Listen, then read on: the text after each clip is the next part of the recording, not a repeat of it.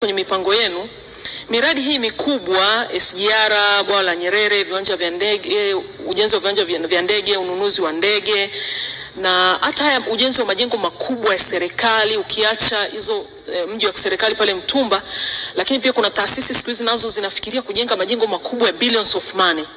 Sasa nafikiri kwa sababu inachukua fedha nyingi, miradi hii kisha kamilika kulingana na mipango yake, mfano SGR ifike mwisho kama ni Kigongo kamilika, basi tujipe pumziko kidogo. Watu wanasema tuvute pumzi kidogo, kwa sababu miradi hii mikubwa inachukua fedha nyingi sana, na wakati mwingine fedha nyingine ni za mikopo. Ikisha kamilika tuishie hapo, tuone uwekezaji huu uliofanyika kwenye hii miradi ianze kutengeneza faida, zile ambazo zimekopewa fedha zianze kulipa madeni yake au mikopo yake, lakini fedha zitakazopatikana zitakazobaki nyingine ambazo zitatokana na makusanyo ya serikali sasa tuelekeze kwenye maendeleo ya watu. Si kwamba kwenye maendeleo ya watu imesaulika, hapana. Hii mikubwa ya mikakati, wakati mwingine wananchi kwa namna moja ama nyingine hawaioni moja kwa moja.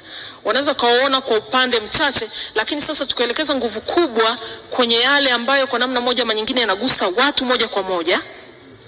Mfano, ujenzi wa barabara za lami upo, sio kwamba imesimama, inafanyika, lakini sasa tuelekeze nguvu kubwa kuhakikisha barabara nyingi na kwa kadri inavyowezekana ziendelewe kufunguliwa, kwa sababu ukifungua barabara umefungua uchumi wa wananchi katika maeneo husika. Barabara nzuri za viwango zinazopitika mwaka mzima bila changamoto, miradi ya umeme, miradi ya maji, shule zetu tukaendelea kuziboresha, kuziimarisha, lakini miradi ya afya kwenye zahanati zetu. Leo tuna zahanati ambazo hazina hata umeme.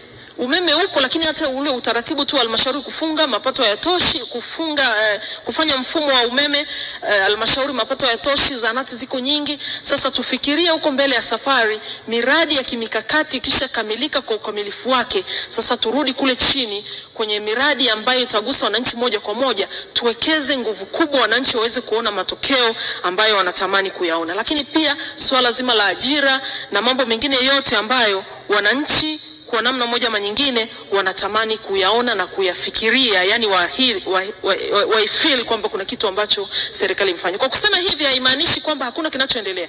Kuna kazi kubwa imefanyika sana, shule nyingi nzuri, lakini kwa sababu kuna idadi kubwa la ongezeko la watu ambao wanahitaji mahitaji hayo, wanahitaji huduma bora za afya zenye ukamilifu, watumishi wawepo, madawa yawepo, vifaa tiba vyote viwepo kwa ukamilifu wake. Sasa tufikirie mbele ya safari jambo hili liweze kufanywa kazi na wananchi waweze kupata huduma muhimu. Kwa hiyo Mheshimiwa Mwenyekiti, huu ni ushauri wangu na ndio mchango wangu katika eneo hili kwa wizara hii. Asante sana. Jeshi ya sekta ya kilimo, tuna changamoto sana ya ajira, lakini tunajikuta kwamba kilimo kinaweza kikaajiri watu wengi sana.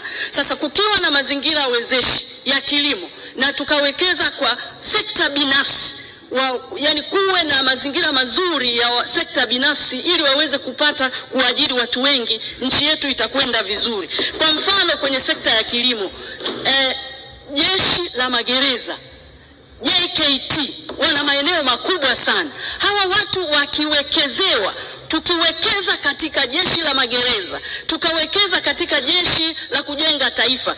Kwa mfano nchi ya Misri wana hekta 5,000 tu, lakini wanalisha nchi 17 za Ulaya. Jeshi la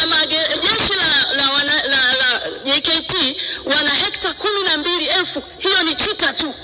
Sasa kama tutawekeza vizuri katika jeshi letu la magereza na JKT, tukawawekea mtaji mkubwa, wakaweza kulima kilimo kizuri bora na cha kisasa, hawa watakwenda kukomboa hili janga la watu kukosa ajira, na tutakuwa kweli tumefikisha wananchi wetu. Na tunaangalia nchi nyingine za Afrika na nyingine duniani wanawekeza katika sekta hizi vizuri kabisa. Yani tukitoa fedha kiasi tukawapa, kweli tunaweza tukajikuta tunavuna vizuri na tunawekeza vizuri, tunawapa wananchi ajira bila kuwa na changamoto yoyote. Lakini niwapongeze kwa kweli, miradi mingi imefanyika na mmefanya kazi kubwa sana katika miradi hiyo mbalimbali katika kufanyia kazi. Kwa hiyo changamoto iliyopo sasa hivi ni wananchi kuwa na uchumi mmoja mmoja. Hii kuwa na uchumi mmoja moja ni kitu ambacho mkitizame sana katika wizara hii ya uwekezaji, kuangalia ni wapi wananchi wetu watapata hivyo. Na je, tunazalisha matajiri wangapi kila mwaka? Tuna matajiri wangapi kila mwaka tunaowazalisha? Wizara hii ya uwekezaji ndio inapaswa iangalie ni wapi tutawekeza ili tuweze kupata watu ambao wanaweza kusaidia kulipa kodi katika nchi hii na tukaweza kusonga mbele. Mheshimiwa Mwenyekiti, nakushukuru sana. Asante sana Mheshimiwa Grace Tendege pia kwa kujali muda.